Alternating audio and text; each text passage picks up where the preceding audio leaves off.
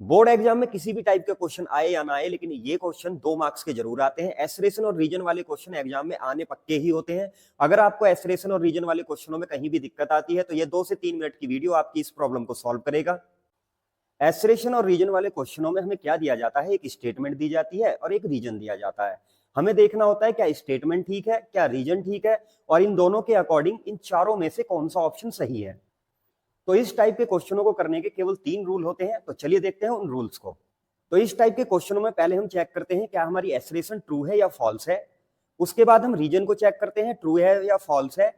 दोनों के ट्रू होने पर फिर उसे एक्सप्लेनेशन से मैच करते हैं। आपको बिल्कुल डायरेक्ट तुक्का नहीं मारना है, कोई शॉर्टकट नहीं लगाना है। तो आइए इसे एक सिंपल एग्जांपल से समझते हैं। एस्पिरेशन में क्या दिया है, एचसीएफ मल्टीप्लाई एलसीएम इक्वल होता है प्रोडक्ट ऑफ 2 नंबर्स के। और रीजन में हमें दिया है एचसीएफ जो होता है वो ग्रेटेस्ट डिविजर होता है और एलसीएम जो होता है वो स्मॉलेस्ट मल्टीपल होता है। यहां पर हमारा एस्पिरेशन भी सही है और रीजन भी सही है। यहां पर जो रीजन दिया गया है वो अच्छी तरह से एक्सप्लेन करता है हमारे एस्पिरेशन को। तो यहां पर हमारा ऑप्शन क्या हो जाएगा, यहां पर ऑप्शन हमारा ए हो जाएगा, यानी फर्स्ट वाला हो जाएगा। तो एग्जाम्पल नंबर 2 पे जाने से पहले जरा वीडियो को लाइक और सब्सक्राइब कर दीजिए। अब इसे एक और एग्जांपल से समझते हैं। तो देखिए एग्जांपल नंबर 2 में हमें क्या दिया है, एस्पिरेशन हमें दिया है graph of linear polynomial is a straight line, ठीक है। और रीजन क्या दिया है, degree of linear polynomial is 1। तो यहां पर हमारा एस्पिरेशन भी ट्रू है और उसका रीजन भी ट्रू है और वो उसे ठीक से एक्सप्लेन भी करता है। तो यहां भी हमारा आंसर क्या हो जाएगा, ऑप्शन ए।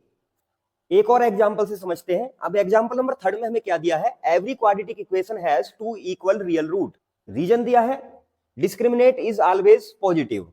यहां पर आप जानते हैं ये दोनों बातें गलत हैं।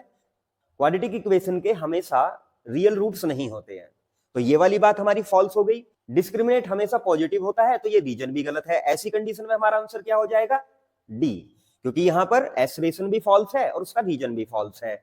एग्जाम्पल नंबर 4 में हमें दिया है कि अगर 2 ट्राइंगल सिमिलर होंगे तो उनकी कॉरस्पॉन्डिंग साइड भी प्रोपोर्शनल होंगी, ठीक है। और इसका रीजन बताया है ट्रिपल ए।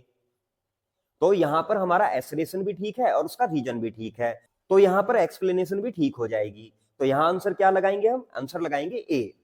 इस टाइप के क्वेश्चनों में होने वाली सबसे ज्यादा मिस्टेक क्या होती है उनके बारे में देख लेते हैं। सबसे पहली मिस्टेक क्या होती है, बिना रीजन पढ़े आंसर मार्क्स कर देते हैं। सिर्फ फॉर्मूला देख लिया, याद आ गया कि हाँ याद किया था, टिक कर दिया, एक्सप्लेनेशन मैच नहीं करते। इस टाइप के क्वेश्चनों में आपको हमेशा 3 स्टेप मेथड को यूज करना है और उसी को अप्लाई करना है, जिससे आपके क्वेश्चन गलत नहीं होंगे।